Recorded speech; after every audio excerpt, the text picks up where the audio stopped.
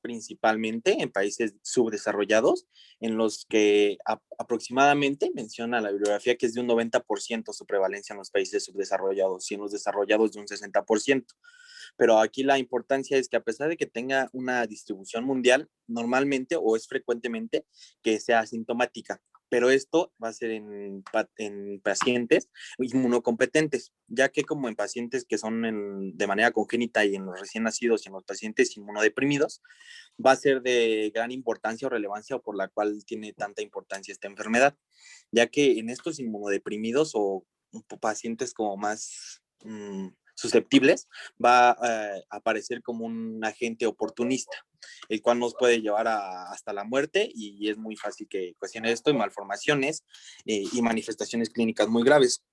Por ejemplo, en estos pacientitos pediátricos, en la que ya es congénita, se dice que la congénita de todos los casos tiene una prevalencia de 0.6%, si no mal recuerdo, y esto se va a deber a esta inmunidad materna, ya que esta inmunidad materna va a dar una protección, si no mal recuerdo, del 65 al 70% en una infección congénita de este tipo, más que nada. Entonces, por eso es su disminución en su prevalencia en cuanto a la congénita. Sin embargo, hay muchas veces en las que la perinatal, por ejemplo, también aquí de manera epidemiológica o de manera importante, cuando es perinatal, que ya es por reactivación o por una reinfección que ahorita nos lo van a explicar un poquito mejor, como la madre ya tenía anticuerpos, va a ayudar al feto. Entonces, el feto va a tener una protección y va a ser de manera asintomática, pero de todos estos pacientes, tanto perinatal y congénita principalmente, es la principal causa o su relevancia en cuanto a clínica cuando no fallecen los pacientitos, es que es la secuela, la más importante, es desordera hereditaria, perdón, no hereditaria, perdón. Esta va a ser la principal causa. Entonces, como vimos hace un momento, o les mencioné, su mayor prevalencia mundial va a ser en países subdesarrollados.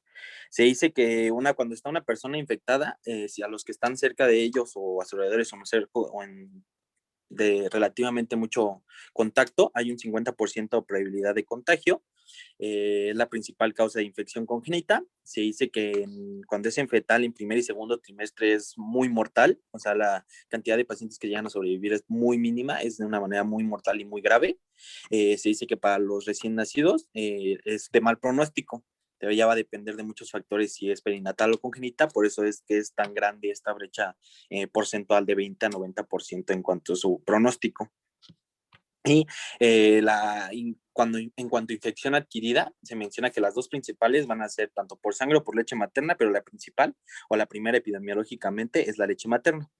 Entonces, aquí en la imagen derecha, nada más de manera representativa, ahorita vamos a ver un poco más en cuadro clínico, pero ahí tenemos a un recién nacido que va a tener citomegalovirus congénito. Entonces, ahí vamos a tener cómo se va a caracterizar y sus malformaciones, como tienen la cabeza más grande, estas lesiones purpúricas en el rostro, y que vamos a ver un poco más adelante, pero esta es principalmente mortal cuando es congénita.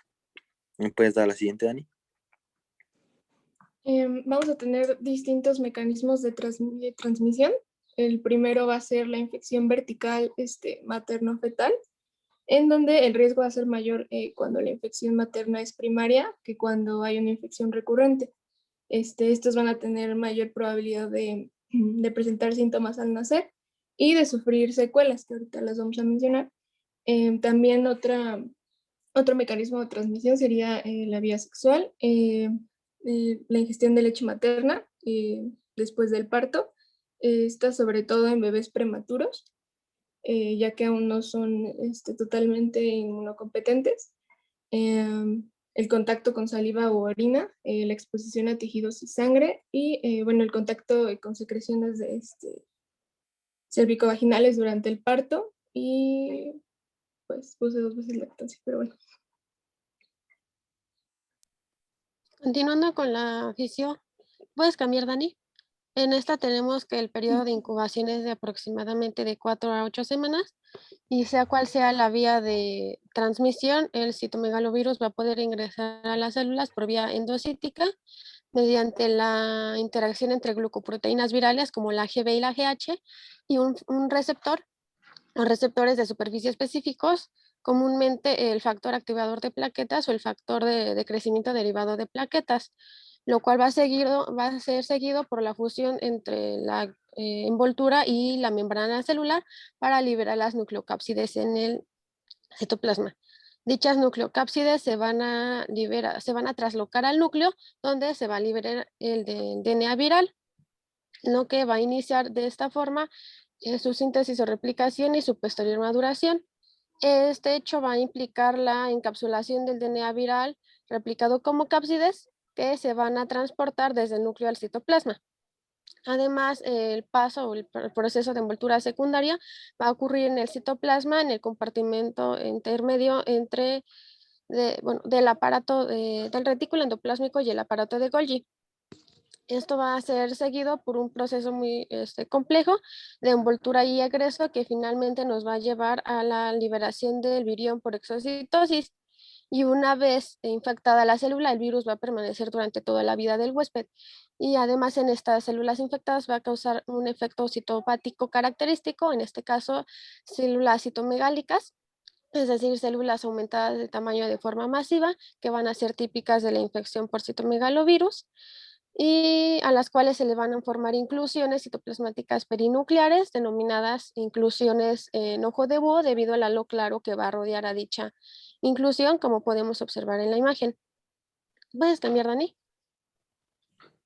Aunado a esto, el citomegalovirus tiene mecanismos que lo van a ayudar a persistir en la célula, ya que va a ser capaz de escapar de la respuesta inmune del huésped, impidiendo la presentación de antígenos tanto a los CD8 como a los CD4 al inhibir la expresión de moléculas del complejo mayor de histocompatibilidad de clase 1 en la superficie celular y a su vez interfiriendo en la expresión de moléculas del complejo mayor de histocompatibilidad de clase 2 en las células presentadoras de antígeno.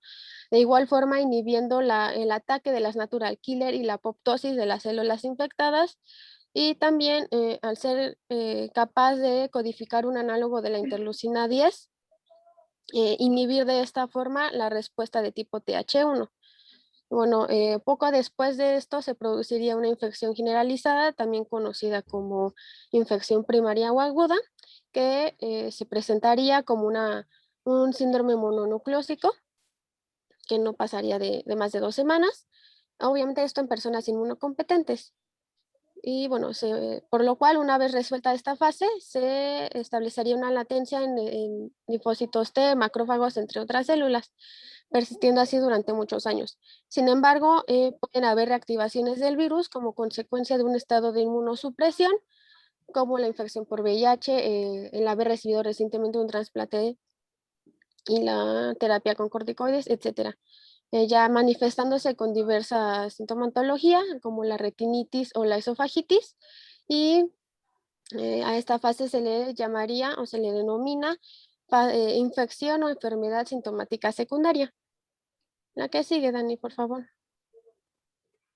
Y el cuadro clínico lo dividí en citomegalovirus congénito, en citomegalovirus en incompetentes y en inmunodeprimidos. El primero del que vamos a hablar va a ser el congénito, que se dice que del 80 al 90% de los neonatos van a ser asintomáticos al nacer y solo del 10 al 20% son sintomáticos, que pueden presentar uno o más síntomas de los que vamos a mencionar.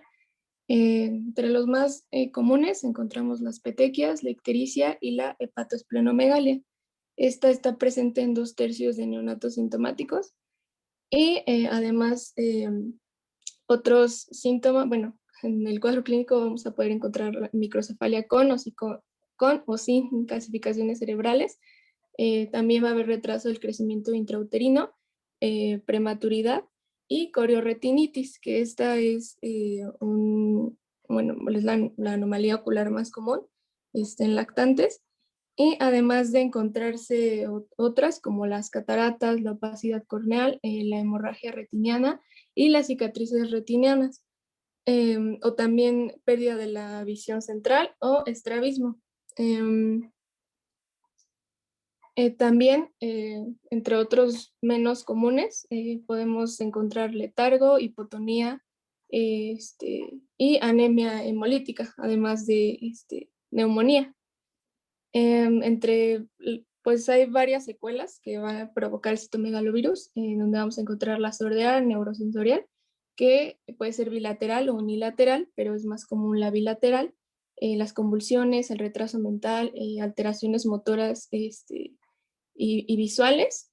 Y pues aunque el neonato sea sintomático,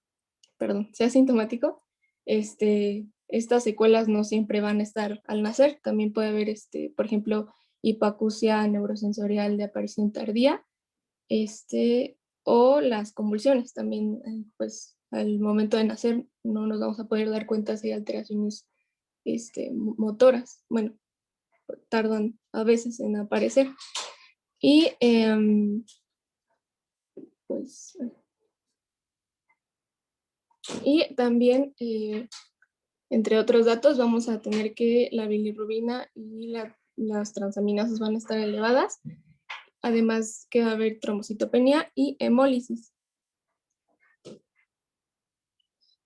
Y algunos datos de gravedad que mencionaban es que es la miocarditis, la infohistiocitosis hemafagocítica y también enfermedades graves en órganos diana, como pueden ser el pulmón, el hígado, la médula ósea o el sistema nervioso central. Generalmente esta gravedad la vamos a encontrar en neonatos prematuros y que tengan trastornos inmunitarios primarios de las células T o de las natural killer. De las secuelas que les mencioné hace un momento, se dice que entre la infección, bueno, va a ser más grave la secuela cuando la infección se adquiere más temprano en el embarazo, sobre todo en las primeras 20 semanas de gestación.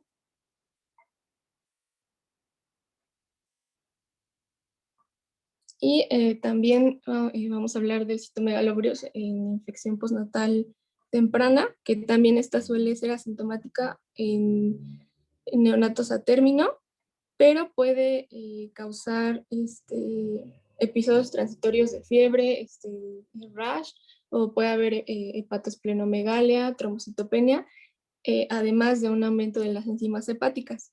En los prematuros, además de estas que acabo de mencionar, también podemos encontrar hepatitis, neumonitis o enteritis, además de sepsis, que la enteritis es menos común. Y ahora en el citomegalovirus en inmunocompetentes, se dice que suele ser asintomática, pero es responsable del 8 al 10% del síndrome de mononucleosis infecciosa. De hecho, esta es la segunda causa, bueno, la segunda etiología de la mononucleosis. Esta pues va a ser parecida a la infección por virus de Epstein-Barr. Sin embargo, pues la faringitis pues no va a ser exudativa y las adenopatías y esplenomegalias no van a ser tan frecuentes. Va a ser un cuadro autolimitado, en donde pues los pacientes suelen recuperarse por completo. Aquí va a haber un periodo de incubación de 20 a 60 días y el paciente puede durar con los síntomas de 2 a 6 semanas. Entre algunos síntomas que se menciona es la fiebre, la fatiga, la hepatitis, cefalea, dolor abdominal, diarrea, artralgias, linfocitosis, linfopenia y trombocitopenia.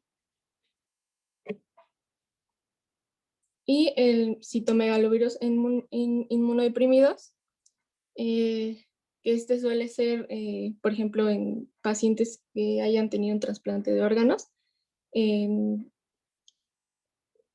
infección por VIH o alguna inmunodeficiencia.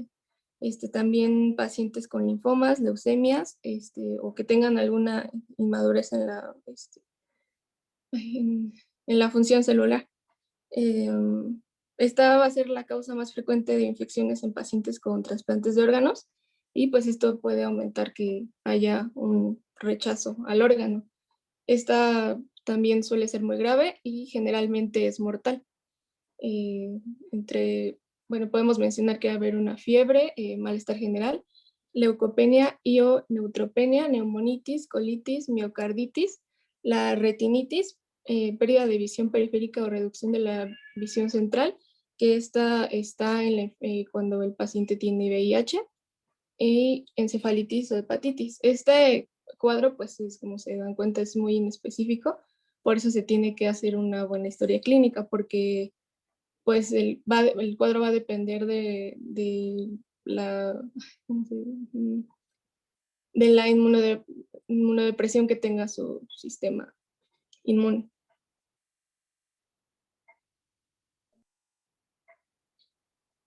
Ok, ahora entonces pasaremos a lo que es el diagnóstico. Como vimos, pues de cierto modo nos va a ayudar las manifestaciones clínicas, pero podemos ver que también unas zonas sintomáticas o inespecíficas. Por lo tanto, la bibliografía, así como las guías de práctica clínica, mencionan que tenemos que usar diagnóstico de laboratorio para confirmar esta infección por citomegalovirus. Entonces, ¿le puedes dar la siguiente, Dani? Bueno, primero antes que pasar a esto del diagnóstico serológico, hay que tener como en cuenta algunas consideraciones generales que se mencionan, ya que como tal las muestras clínicas habituales que se pueden utilizar para el estudio o para la detección del citomegalovirus van a ser suero, para la de anticuerpos, la sangre completa o incompleta, y dependiendo de la detección directa o indirecta, y la orina, así como saliva, suero, labrado blanqueovolar, incluso líquido cefalorraquídeo y líquido amniótico. Sin embargo, va a depender de la prueba que vamos a realizar, y ahorita vamos a ver un poco en estas diapositivas cuál nos va a servir en cada caso. Entonces, no están en orden de importancia las pruebas que se van a poner, las pruebas que puse, sino las puse nada más así como en orden que aparece en la bibliografía. Primero vamos a tener el diagnóstico serológico. El diagnóstico serológico nos va a ayudar para la detección de la respuesta inmune humoral. Como tal, estas técnicas serológicas nos van a ayudar para la detección de anticuerpos específicos IgG e IgM. Estos van a ser útiles más que nada o principalmente para la detección primaria. Esta nos va a ayudar más que nada para el diagnóstico de infección primaria sintomática.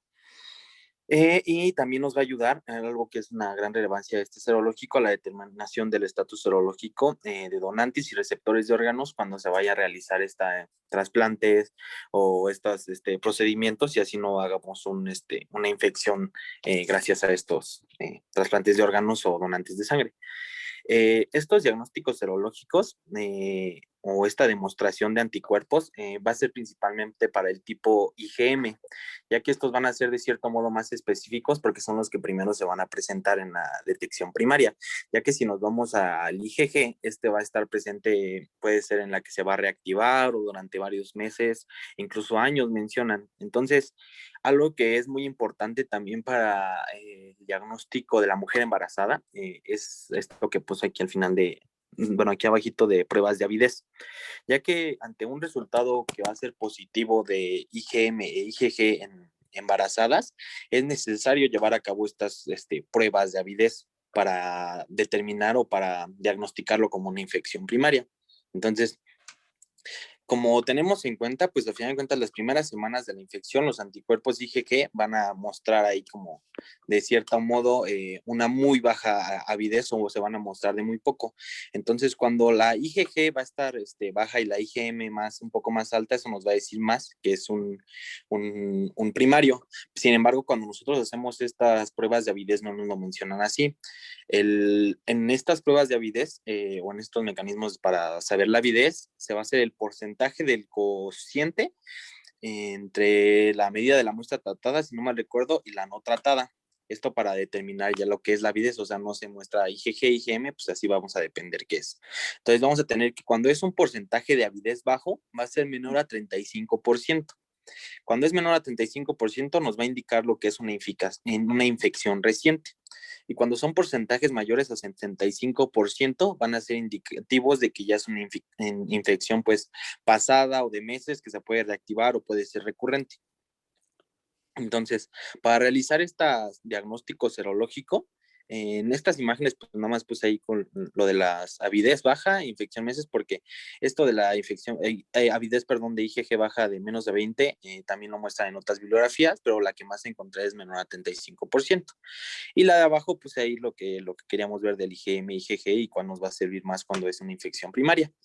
Para dar este diagnóstico serológico se pueden utilizar todas estas que puse abajo, que es la reacción de fijación de complemento, aglutinación con partículas de látex, ELISA, inmunofluorescencia indirecta, inmunocromatografía, etcétera, etcétera. Y por eso la puse en la diapositiva por si en algún momento las quieren checar cuando se las pasemos o estén ahí para consulta. ¿Le puedes dar a la siguiente, Dani? Otro que vamos a tener de relevancia porque según la bibliografía, o sea, encontré como unos 5, pero los que muestran como más importantes, incluso en la guía de práctica clínica, van a ser estos 3 que vamos a ver. El segundo que muestran va a ser el de cultivo. Entonces, este de cultivo va a ser específico, o nos vamos a tener que ayudar de estos fibroblastos de pulmón embrionario como MRC5. Esto es como tal una línea celular diploide que es comercial al final de cuentas, pero esta va a ser muy necesaria para que nosotros podamos tener de cierto modo un diagnóstico más oportuno. ¿Por qué? En sí, el diagnóstico o el crecimiento en cultivo tradicional de estas células o este virus en este tipo de células va a ser aproximadamente de unos 21 días. O eso es lo que por eso se empezó a tener en desuso esta técnica. Sin embargo, después se encontró lo que es la técnica de Shell-Vial. Esta nos va a dar un diagnóstico de 18 a 48 horas. En este tipo de método diagnóstico, pues literal nada más se va a inocular por centrifugación, si no mal recuerdo. Esto va a ser igual en las líneas celulares MRC5. Y después de esto, pues se utilizan cubreobjetos y se van a realizar técnicas de inmunofluorescencia, que es las que tenemos, la imagen que puse ahí del lado derecho, va a ser la que nos va a servir, o va a ser la manera en la que se va a ver para poder nosotros diagnosticarlo. Entonces, esta detección de antígeno como tal que se va a realizar, mencionan que en niños, bueno, en recién nacidos va a ser en orina, nos va a ayudar, bueno, o sea, va a ser en orina principalmente, pero no va a ser como el PCR que ahorita vamos a ver que algunos recomiendan más que otras, sino que esta se puede aplicar a todo tipo de muestra que mencionamos al principio del diagnóstico. Se dice que es útil para el diagnóstico de infección congénita y es un elevado valor predictivo positivo en pacientes trasplantados, y cuando hay una afectación orgánica como tal en pacientes inmunodeprimidos es la más recomendada. O sea, esta es la más utilizada y la más recomendada, y en estos casos cuando es en pacientes con afectación ya orgánica o inmunodeprimidos, se utiliza ya el lavado broncoalveolar, más que nada cuando hay neumonitis, y puede utilizarse incluso la biopsia de colon, porque ya es en pacientes que pues de cierto modo ya están mucho más graves o pueden ser más fatal su pronóstico. Y ya le puedes dar a la siguiente, Dani. Ahora vamos a tener lo que es el diagnóstico molecular. El diagnóstico molecular como tal, que se le conoce como o PCR, según la guía de práctica clínica y de bibliografía, va a ser como tal la técnica diagnóstica principal. O sea, esta es la más recomendada actualmente, y es la más empleada. Esto se va a hacer la cuantificación obviamente del ADN, del citomegalovirus en las muestras clínicas. Se recomienda en esta el empleo en plasma en lugar de lo que es la sangre completa. La bibliografía, que esto es más que nada por una correlación con la replicación activa. O sea, si nosotros utilizamos plasma, va a haber una mayor correlación con esta replicación activa. O sea, nos va a ayudar a que detectamos de manera más primaria. ¿Por qué? Porque la bibliografía menciona que cuando es en sangre completa como tal, puede mostrar simplemente la presencia de la infección en los linfocitos. Entonces, si nosotros nos vamos a solo eso, puede haber como un tipo sesgo y nos va a indicar que puede que esté ahí recurrente o que esté nada más ahí inactivado o algo así, y no nos va a ayudar a detectar de manera más eficaz el que es una infección primaria. En esta se puede utilizar también la PCR cuantitativa en líquido amniótico. Este va a ser el método de elección para prenatal.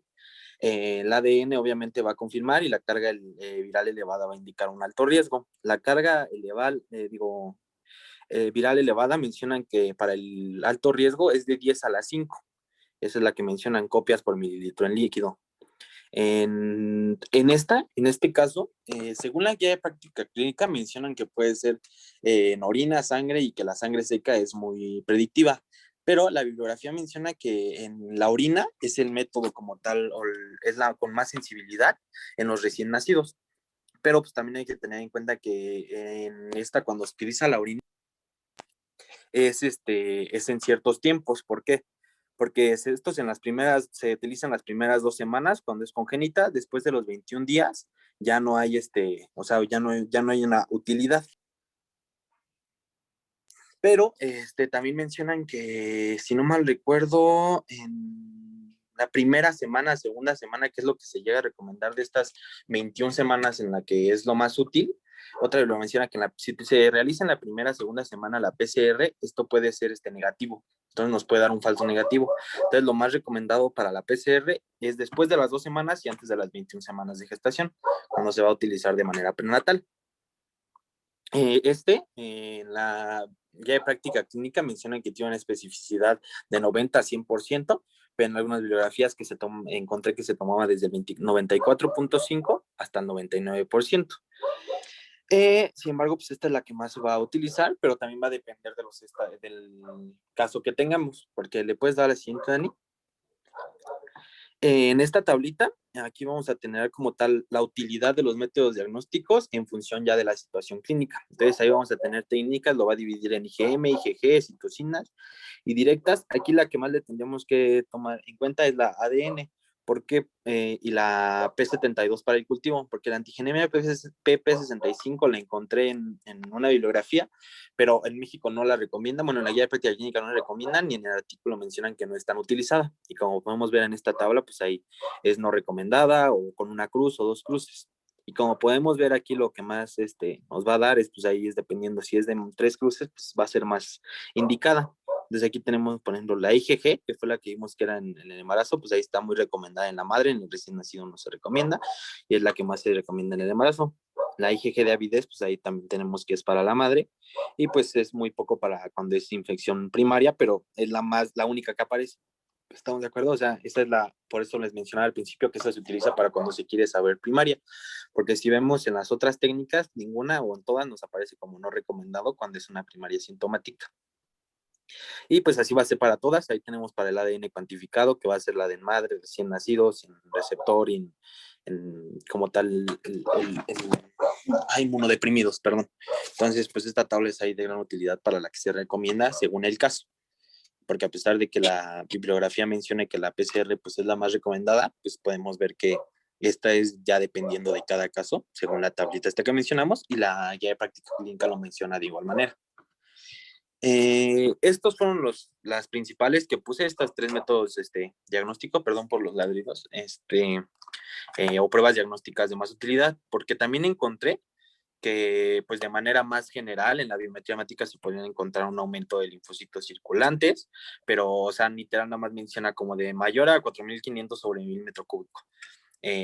También podía haber neutropenia y granulopenia. La neutropenia mencionaban que era con desviación a la izquierda, pero que estos valores o estos pues datos son menos específicos, que en lugar de realizar estas pruebas diagnósticas que sí son utilizadas aquí en México y las más recomendadas. No sé si quieran que repita algo o podemos pasar a lo siguiente. No, quedó claro. Ok, gracias. ¿Le puedes dar la siguiente, Dani?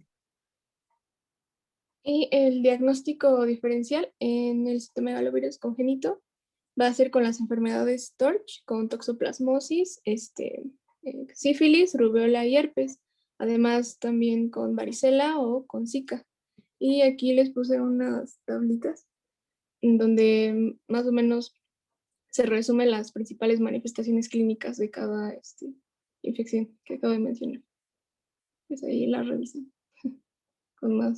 con tranquilidad. Y en el citomegalovirus, en inmunocompetentes e inmunodeprimidos, tenemos que hacer el diagnóstico diferencial con el virus de Epstein-Barr, que también provoca mononucleosis infecciosa, con infección por VIH, con herpes, con algunos adenovirus y con la toxoplasmosis.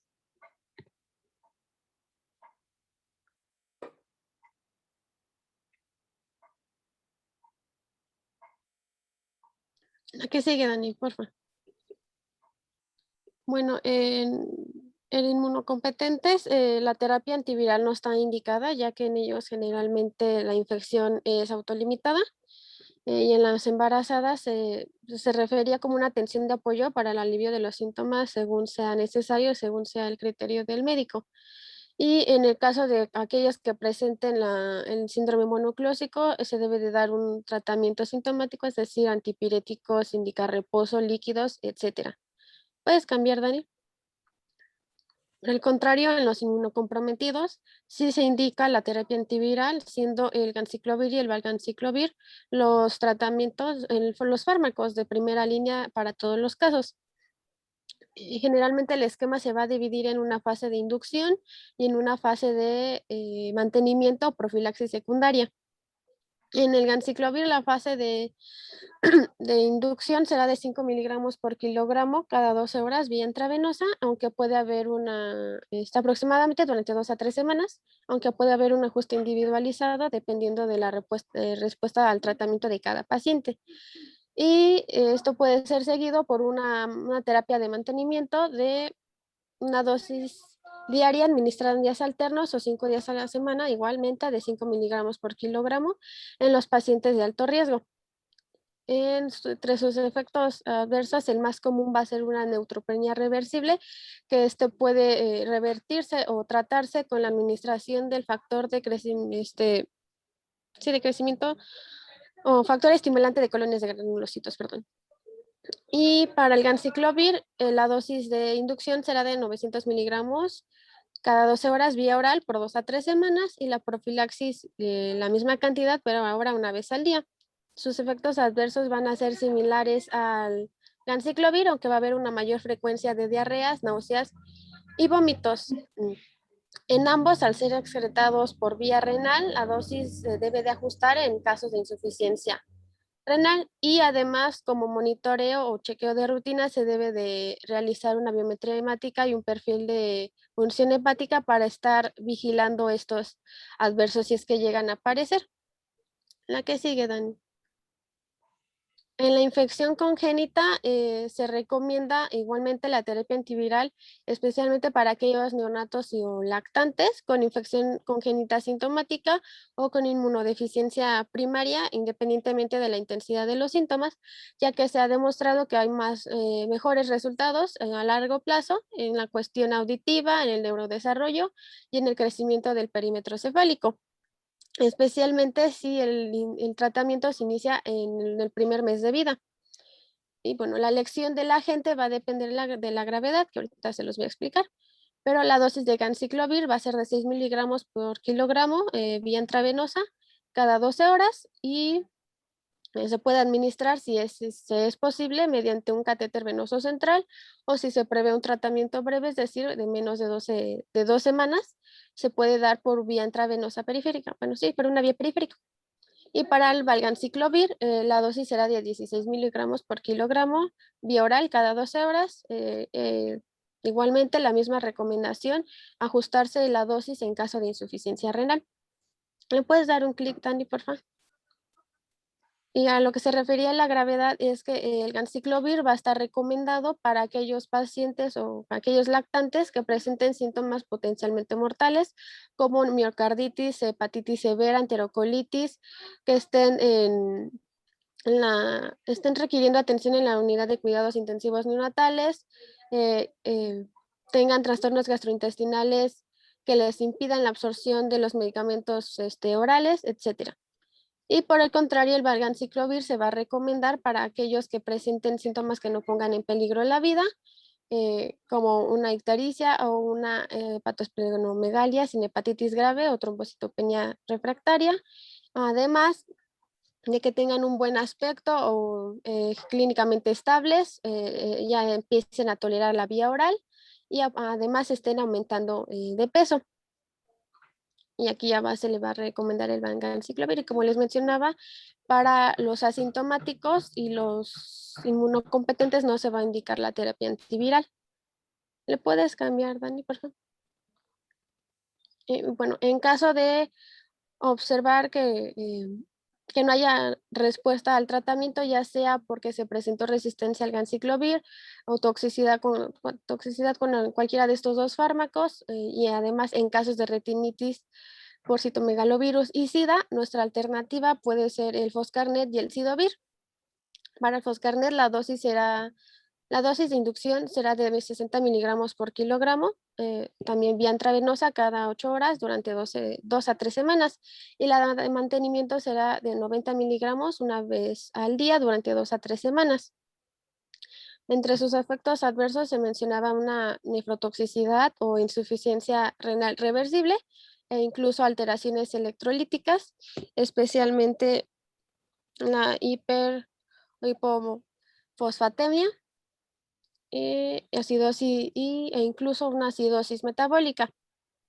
Y tanto para el Foscarnet y el Cidovir se recomienda una adecuada hidratación con solución salina vía intravenosa y en el Cidovir, además de esto, la administración complementaria del Probenecid para reducir en cierta parte los efectos nefrotóxicos de estos fármacos.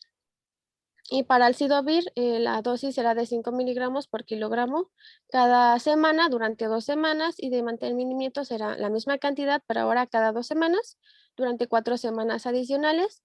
Y entre sus efectos, el más común va a ser una nefrotoxicidad elevada y en ocasiones hepatotoxicidad o neutropenia. ¿Le puedes dar un clic, Dani, por favor? Y en ambos se debe estar monitoreando la creatinina, el nitrógeno ureico en sangre, por ejemplo, también los electrolitos, al menos 2 veces por semana en el Foscarnet.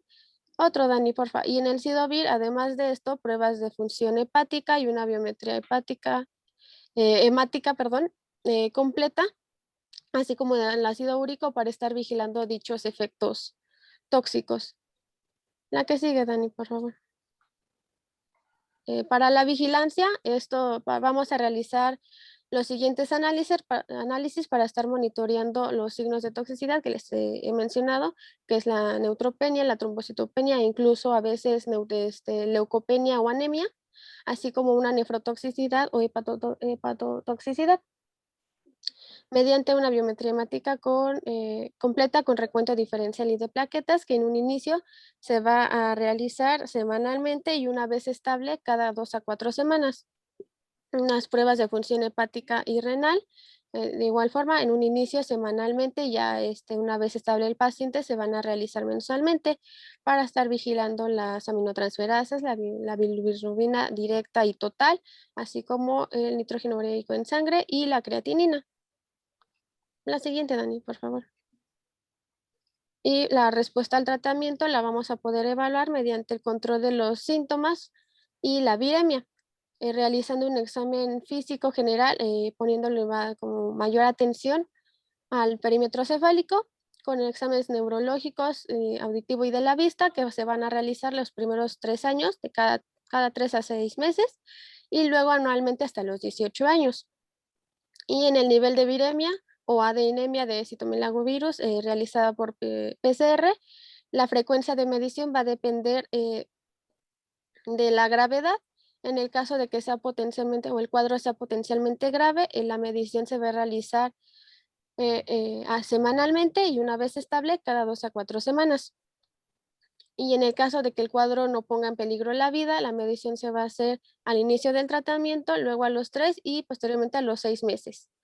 En esta, los niveles de viremia generalmente suelen disminuir las primeras 2 a 4 semanas de iniciado el tratamiento con ganciclovir o valganciclovir. Y de hecho, el objetivo es tener un nivel de viremia indetectable o casi indetectable antes de tomar la decisión de suspender el tratamiento. ¿A qué sigue, Dani, por favor? Y para el seguimiento a largo plazo, todos los niños con infección congénita, tanto los que presentaron síntomas al nacer o los que son asintomáticos, deben de tener un seguimiento durante la niñez y la edad adulta para estar detectando o monitoreando más bien los efectos a largo plazo del citomegalovirus. En la pérdida auditiva, esta va a ser progresiva conforme pasan los años, y por ello, en caso de detectarla, debemos de monitorear su avance para poder remitirlos a programas de intervención temprana y según sea el avance de esta, pues ya indicarles el uso de audífonos o si la pérdida es muy grave, indicar un implante coclear. En las manifestaciones del sistema nervioso central, muchas veces van a requerir servicios de educación especial o terapia del lenguaje, ocupacional y o física, así como el manejo correspondiente a las convulsiones. En el caso de los trastornos del comportamiento y el desarrollo, en los últimos años, al citomegalovirus congénito se le ha asociado con trastornos como el del espectro autista o el de déficit de atención e hiperactividad. Sin embargo, aún no se conoce o no se tiene muy en claro el papel que la infección juega en estos. Sin embargo, en caso de presentarse, pues darle el tratamiento correspondiente a cada uno. La que sigue, Dani, por favor. En las manifestaciones oculares, pues dependiendo de la manifestación, ya sea estrabismo, retinitis, dar un tratamiento o una terapia especializada. En el aspecto dental, también al citomegalovirus congénito se le ha asociado con hipoplasia dental e hipocalcificación de dicho esmalte, afectándose principalmente la dentición temporal. También llegan a ser susceptibles a lesiones por traumatismos menores y las caries se van a presentar con mayor frecuencia que en el resto de la población general, por lo cual las visitas regulares al dentista van a ser un punto muy importante para el tratamiento a largo plazo de los mismos. Y por último, en la enfermedad hepática, generalmente las pruebas anormales suelen normalizarse en las primeras semanas de vida. La hepatomegalia suele resolverse entre los 3 a 6 meses y en caso de presentarse disfunción hepática o hiperbilirrubinemia persistente, se pueden realizar evaluaciones para detectar trastornos genéticos y metabólicos que estén coexistiendo con la infección y contribuyendo en cierta parte al cuadro o a la gravedad del mismo que esté presentando nuestro paciente. La que sigue, Dani, por favor. Y en esta tabla viene un resumen de las manifestaciones clínicas, el tratamiento y de la evolución, tanto para la infección congénita, la postnatal temprana y la infección en inmunocompetentes en niños y adolescentes, así como en inmunodeprimidos, para que puedan leerlas con más detenimiento cuando les pasemos la exposición. En la que sigue, Dani, que creo que sí, sí, ya estoy. Doctora, no sé si guste comentar o corregir algo. Yo creo que, bueno, no veo ningún error en lo que dijeron. Finalmente hablar de, a diferencia de los temas que vimos antes, pues las infecciones no hay mucho que modificarles, ¿no? Ni mucho que entender, así son y no más. Nada más que si nadie tiene dudas, vamos a retirarnos un poquito. ¿Alguien tiene dudas sobre el tema? No, doctora, muchas gracias. Yo tengo duda con lo que comentó respecto al trastorno del espectro autista. ¿Por qué se relaciona? Digo que, bueno, en el artículo donde lo leí se asociaba el trastorno del espectro autista y el déficit de atención, aunque todavía no se tiene muy en claro el papel que la infección juega en estos. Solo si se llegaba a presentar, pues mandarlos a la terapia correspondiente. Gracias. De nada. Hasta. ¿Alguien más? ¿Alguna duda? ¿No? ¿Estamos listos? Porque nadie tiene dudas, entonces estamos todos listos, ¿verdad? Muy bien. Entonces, primero ya tenía yo visto a alguien. ¿Dónde me quedó? Mitzi Molina. ¿Me escuchas, Mitzi? Mitzi, es que Mitzi no tienes tu cámara prendida y tampoco me escuchas, porque ahora no puedo usar mi micrófono. Ah, qué chistoso. Bueno, ahora todos, nadie va a poder usar, ya saben cómo hace esto de la tecnología, ¿no? Muy bien, entonces, Ariadne, quiero que me digas primero el agente etiológico de esta enfermedad. Bueno, nos mencionaron que iba a ser el citomegalovirus, iba a ser miembro de la familia de los herpes virus y bueno, específicamente nos mencionaron el herpes 5 humano. Nos mencionó también mi compañero que iba a tener un ADN monocatenario y bueno, nos mencionó 3 de sus componentes que dijo que iban a ser importantes, que iba a ser la nucleocápside, el tegumento y la envoltura lipídica. Y en el tegumento pues iban a localizar las proteínas que le iban a ayudar al virus a ingresar a las células. Muy bien, Ariadna sí puso atención. Ok, ahora Ariadna Padrón. Ariadna Padrón, tú los mecanismos de transmisión. Dijo Ariadna Padrón, dijo 7 mecanismos de transmisión, aunque hay un error, que supongo yo. Dime los 7 y me dices cuál es el error. Ok, bueno, yo encontré que hay diferentes tipos de mecanismos en el recién nacido, en el lactante o niño, en el adulto.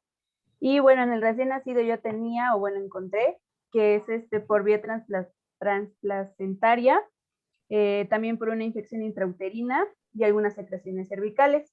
Y en los lactantes o niños, bueno, obviamente en la leche materna, por saliva, lágrimas u orina, mientras que en el adulto va a ser por, o bueno, encontré que puede ser también por transmisión sexual, por transfusión de sangre o trasplante de órgano, y ya, fue lo que encontré y también mencionaron mis compañeros. Y por ejemplo, es casi lo que ella dijo, pero ella cuando puso en su exposición, dijo 7 mecanismos de transmisión y había uno que era un error. ¿Por qué era un error? O bueno, no era un error, era una repetición, ¿no? Pero bueno, eso es nada más para ver si estaban poniendo mucha atención. ¿Quién dice por qué fue una repetición? Lo de Porque lactancia. puso 2 veces lactancia. Sí, puso leche materna y lactancia y pues yo creo que es lo mismo, ¿no? Pero bueno, lo que pasa es que quería ver que todos estuviéramos atentos a los detalles. Lo que no sabes es que somos muy, muy atentos todos. Perfecto. A ver, Illescas, el periodo de incubación. Mencionaron que era de 4 a 8 semanas, o sea, se replica muy lentamente. Muy bien. Ahora, Naomi, dime, ¿quién? Naomi, ¿hay algo característico del citomegalovirus? Citomegalovirus, ¿qué querría decir como en raíces griegas que es citomegalo? Megalos, ¿qué significa? Que hace más grande la célula. Bueno, había puesto en la imagen que se veía diferente histológicamente. Exacto. Y entonces esta célula le pusieron como una característica, no sé si decir patognomónica, de inclusión. ¿Cómo le pusieron? Ojo de búho. Ojo de búho. Ojo de búho. Muy bien, Emma. Ok, ya te ayudaron, Naomi. Ahora, Mariel, el cuadro clínico en congénito principalmente es, ¿cuál es? Bueno, pues se podía presentar trombocitopenia, ictericia, hepatosplenomegalia y pues también había la presencia de petequias. También Ok. había retraso en el Sí, crecimiento intrauterino. Ujú. bien. Por ejemplo, ahorita que alguien preguntó, no me acuerdo quién fue, que por qué autismo, si nos vamos mucho, yo considero que pudiera ser, si se dan cuenta de la microcefalia y problemas, hepatosplenomegalia, el problema de las bilirrubinas va a actuar mucho a nivel cerebral, entonces se me haría como congruente que tuvieran autismo o algún problema de retraso psicomotor, ¿no?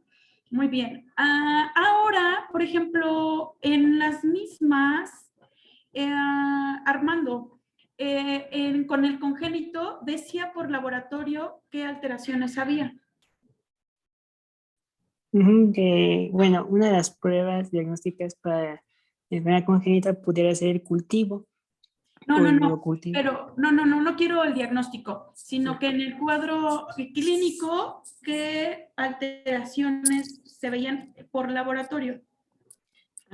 Se podía ver trombocitopenia, Ajá. Neutropenia también creo que habían mencionado que podía presentar. También aumento de la bilirrubina y transaminasa. Hemólisis.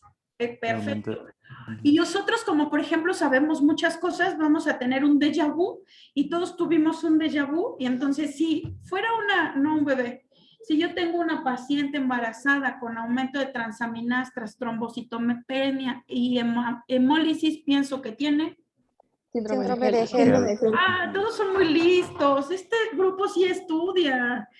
Todos tuvimos el mismo déjà vu. Muy bien. Me parece perfecto.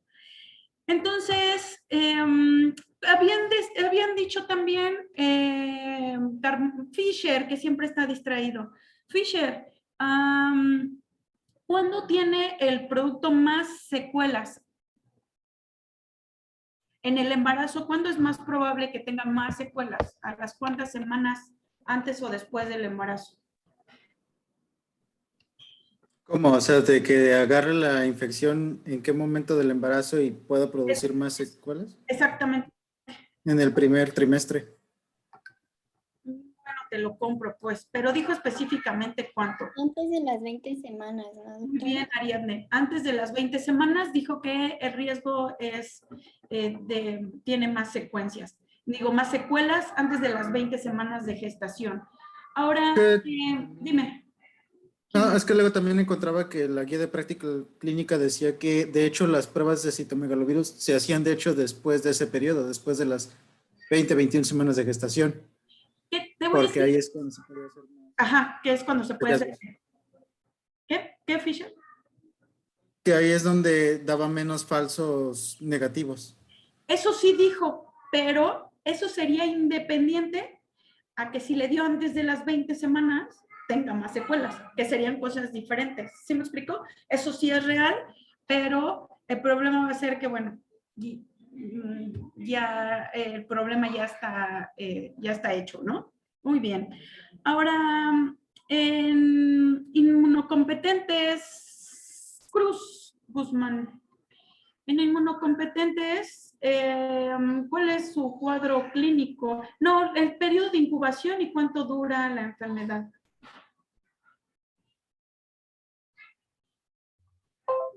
Inmunocompetentes.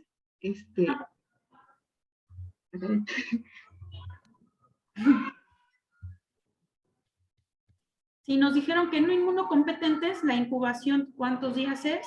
Y nos dijeron que la enfermedad dura aproximadamente ¿cuánto tiempo?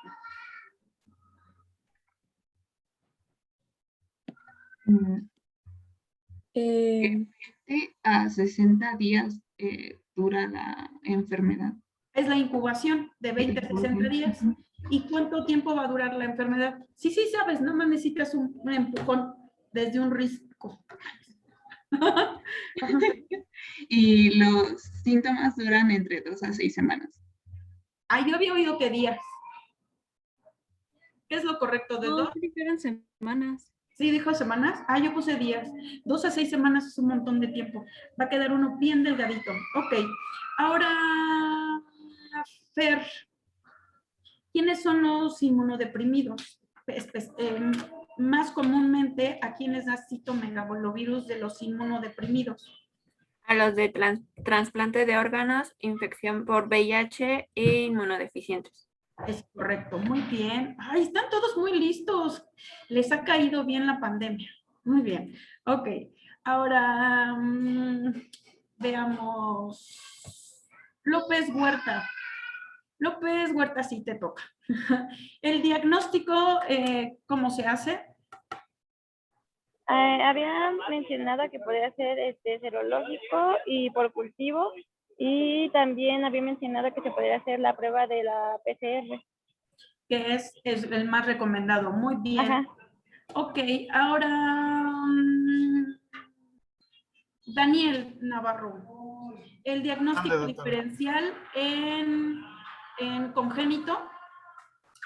Podrían ser las enfermedades del TORCH de toxoplasmosis, sífilis, herpes, y Zika, varicela y rubiola. Son los que me acuerdo. Ok. Ok. Me falta quién. Kiara. ¿Sí se dice así, Kiara? Sí, doctora. Kiara. Bien, Kiara. Dime cuál es el diagnóstico diferencial en adultos. Principalmente era de mononucleosis infecciosa, que era el virus por Epstein-Barr, y otras como VIH, igual inmunocomprometidos. ¿Qué otro más? Dime otros 3.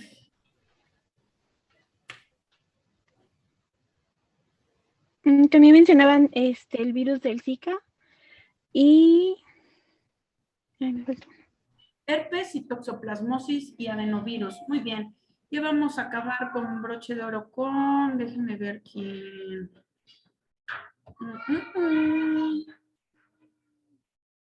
Con el doctor Cano. No es cierto. Fue un chiste. ¿Es cierto? Tienen 0. Es cierto.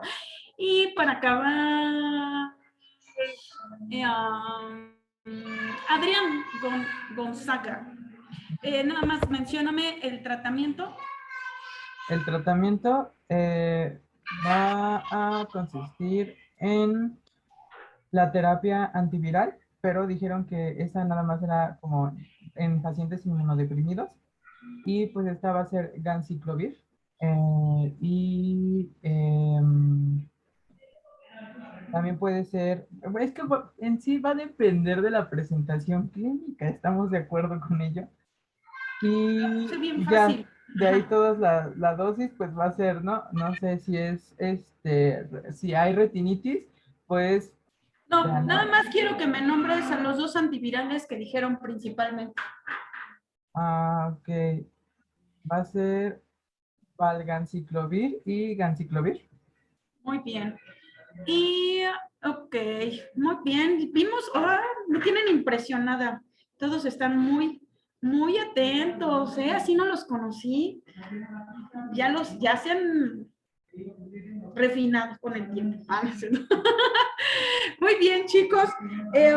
¿Quieren que demos entonces 20 minutos para que vayan al baño y tomen agua y retomamos? Porque el de VIH, ese es muy largo. No lo leí, o sea, de los que van a exponer, pero si lo dan como tiene que ser, es muy tedioso. Entonces, ¿todos estamos de acuerdo que nos demos 20 minutos? ¿Sí? Nos vemos unas 30 en el mismo canal. ¿Sale? Muchas gracias, chicos. Ahorita nos vemos. Comercial. Sí, ¿Vale? Gracias. Gracias. Bye.